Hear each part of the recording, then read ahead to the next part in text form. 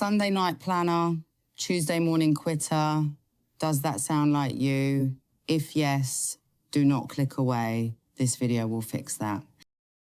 Part 1, the Sunday night trap.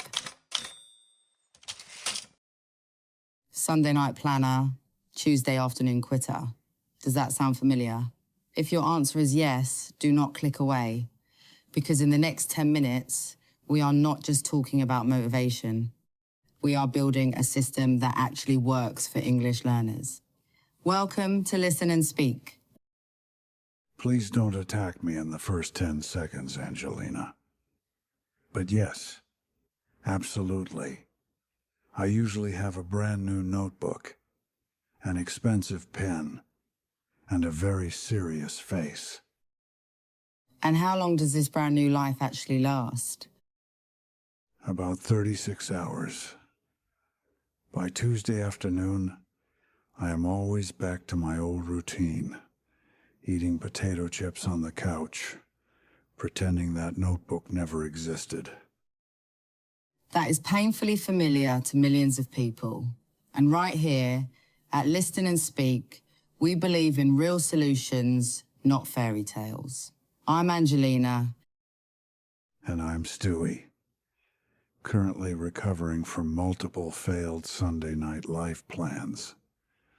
Today, we are discussing how to actually change your life and your habits, not in a dramatic, unrealistic Hollywood movie way, but in real life. Exactly. Real change happens slowly inside a normal, chaotic life. A life with a busy job, family duties, tired mornings, bad moods, and a smartphone that constantly steals your attention. This is incredibly important for English learners too, because most students do not just want better grammar.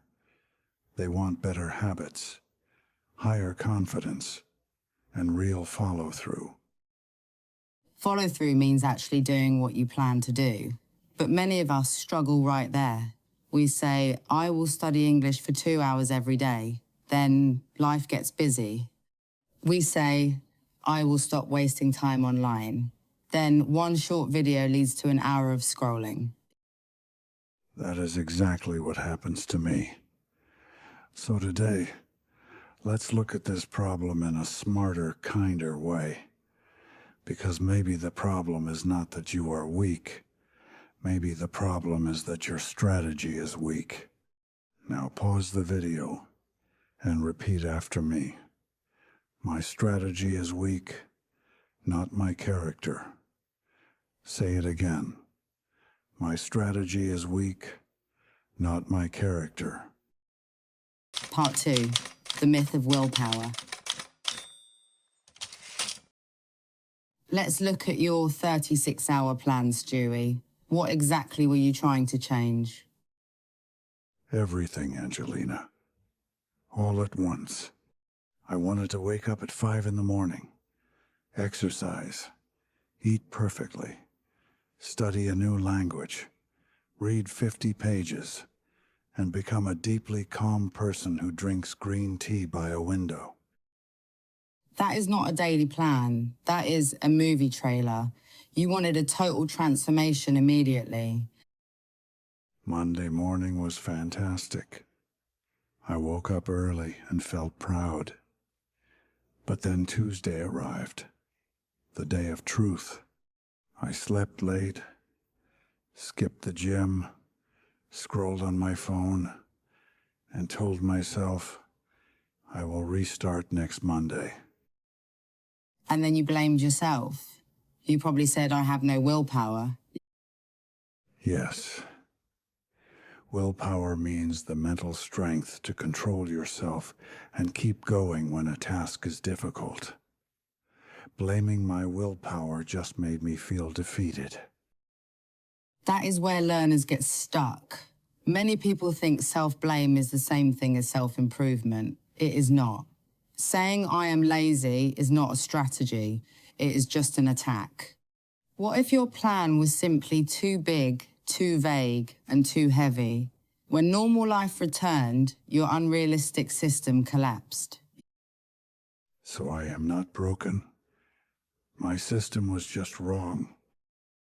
Exactly. Your system is how your life is set up, your environment, your reminders, your phone habits, and your actual schedule. If you say, I will practice English every day, but you do not choose a specific time, place, or method, that is not a plan. That is just a wish with good intentions. Now repeat this powerful sentence. I don't need more willpower. I need a better system. One more time. I don't need more willpower. I need a better system. Part 3, recognizing the real barriers. I definitely start things with pure emotion. I watch an inspiring video and think, this is it. I am changing today. Inspiration is excellent for starting, but it never stays. A great strategy asks, how can I make this habit easy to repeat? Not, how much can I suffer? Let's apply this to English learning. A student says, I want to improve my speaking, so I will practice when I have time. That is a dangerous sentence. When I have time usually means never. Precisely. A much better strategy is, after my morning coffee, I will practice speaking out loud for exactly 5 minutes. This is the listen and speak way. Small, repeatable, realistic. 5 minutes feels way too small, though. It feels small, but small is repeatable. Repeated actions matter significantly more than one massive, painful effort. This brings us to procrastination, which means delaying an important task even when you know you should do it. Why do you procrastinate, Stewie? Because tasks often feel unclear or heavy. Call my bank. Sounds simple, but my brain secretly asks, what if they put me on hold? What exactly will I say? Suddenly, the task feels terrifying, so I avoid it. Procrastination is rarely pure laziness. It is often confusion, anxiety, perfectionism, or simple exhaustion. Instead of calling yourself lazy, ask, what is the barrier? A barrier is something that blocks your progress. If the barrier to speaking English is fear, start completely alone. Record just one sentence on your phone. If the barrier is forgetfulness, leave your book right next to your coffee cup. Work with your reality, not against it. Now, say this out loud. My biggest barrier is, and fill in the blank in your head. Then say, and my first small step is, and fill in that blank. Part 4, the power of accountability. There is another massive problem. I love quick comfort. My brain craves immediate rewards. That is called impulsivity. It means acting quickly for a short-term reward without thinking about the long-term consequences. You sit down to study English, your phone lights up, and suddenly you are watching a video about someone building a house in a forest. Why is that so accurate? I truly wanted to study, but the distraction was right there. Your brain will always prefer the easiest path. So, make your habits enjoyable. Connect a reward to them. For example, only listen to your favorite English podcast while walking in the park. Prepare a delicious hot tea right before your 5-minute speaking practice. Do not make learning feel like a punishment. Let me ask you something, Angelina. Do you ever make big goals and tell absolutely nobody? People often do that because if they fail, nobody knows. It feels emotionally safer. But sometimes we need true accountability. Accountability means being responsible. for what you promised to do because someone else is watching. Having someone check on me makes me highly uncomfortable, but it actually works. It works because a private wish becomes a real commitment. However, accountability must be supportive, not shameful. It should be a friend asking, "Hey, did you get your 5 minutes of English in today?" Instead of, "Why did you fail again?" Change is not one single dramatic moment. It is simply arranging your life so that making the right choice is slightly easier. Now repeat this. Accountability turns my wish into a promise. One more time.